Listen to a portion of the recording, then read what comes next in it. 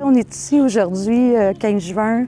C'est la fête des pères, bien sûr, mais encore plus important peut-être, c'est aussi la journée mondiale de la lutte contre la maltraitance envers les personnes aînées. Alors ça se fait partout dans le monde parce que malheureusement, la maltraitance, il n'y en a pas moins maintenant qu'il y en avait, au contraire. Souvent, on va parler de la maltraitance, mais il y a plutôt 7 types différents de maltraitance.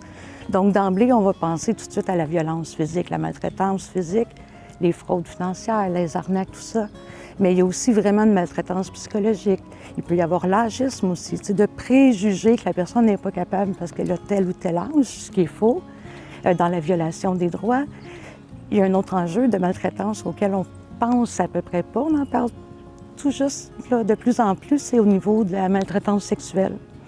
Alors que ce soit de la famille, malheureusement, ça va arriver. Des fois, ça peut être un conjoint qui commence à être plus confus parce que lui-même a des troubles neurocognitifs et tout ça. Donc, le consentement, on en parle beaucoup depuis quelques années pour la population en général, mais c'est important chez les aînés aussi. Vigilange, moi, je travaille pour cet organisme-là. Ça fait déjà plusieurs années qu'on est implanté à Saint-Jérôme. On couvre le territoire Saint-Jérôme, MRC, Rivière-du-Nord complet et Mirabel. Donc, on a quand même des antennes un petit peu partout. Notre mission principale, c'est vraiment de repérer les personnes qui ont des besoins. Après ça, de les guider, les accompagner vers les bonnes ressources. Parce que quelqu'un qui n'a jamais demandé d'aide de sa vie, des fois, ça peut être vraiment difficile. Donc, on essaye d'être les yeux, les oreilles et d'avoir aussi des anges bénévoles, des vigies qui peuvent nous appeler, cogner à notre porte en disant « Je suis vraiment inquiète de ma voisine, il est arrivé X, Y, Z. » Alors, c'est sûr que c'est sur une base volontaire. Si la personne n'est pas d'accord, bien ça va, mais elle a au moins nos coordonnées, puis le jour qu'elle est prête, elle peut nous appeler. Donc, ça peut être pour des pertes d'autonomie, des enjeux économiques, incapable de remplir la paperasse. Donc, il y a tellement d'enjeux multiples. Nous, c'est ça, c'est qu'on dirige les personnes aux bons endroits, puis on les accompagne là, pour que ça se fasse en douceur. Le Centre d'action bénévole, bien, c'est similaire à nous, en fait.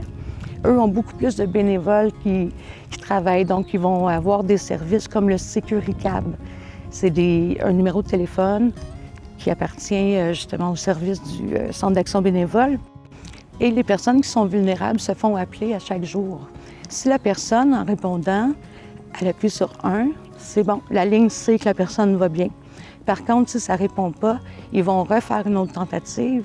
S'il n'y a toujours pas de réponse, un bénévole ou un responsable est informé, puis ils vont aller directement chez la personne. Parce qu'on a tendance à mettre ça un petit peu de côté, tout le monde est occupé, l'effervescence de la vie, tout ça.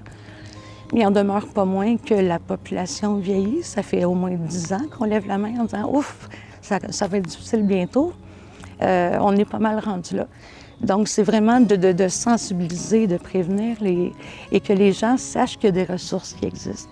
Ça a été peu publicisé, peut-être. Il y a tellement de belles causes, mais celle-là, celle des aînés, on n'a pas le choix. Il faut vraiment s'y pencher. Alors, l'ITMAV, en fait, c'est un poste de travailleur de milieu. Donc, c'est Initiative Travail de milieu, les aînés vulnérables. Alors, c'est le secrétariat des aînés au niveau du provincial qui chapeaute ça. Ça fait quelques années déjà. On est plusieurs ITMAV dans différentes régions du Québec. Et on essaie de s'arrimer pour outiller tout le monde ensemble, s'enrichir. Puis vraiment, nous, notre mandat, c'est principalement d'aller là où personne ne va pour aller voir où il y a des besoins qui ne sont pas répondus. Dans un premier temps, appeler l'un ou l'autre de nos organismes. Et si ce n'est pas nous qui pouvons répondre, bien, au moins, on a des partenariats avec d'autres organismes. Donc, la personne va être dirigée au bon endroit. Alors, Vigilange 450-275-3366. Effectivement, on a des commanditaires parce que, bon, pendant la journée qu'on organise ici à Mirabel, il va y avoir une fresque participative. On va avoir un bingo en lien avec bienveillance et maltraitance. Donc, au lieu des chiffres, ce sera des mots-clés.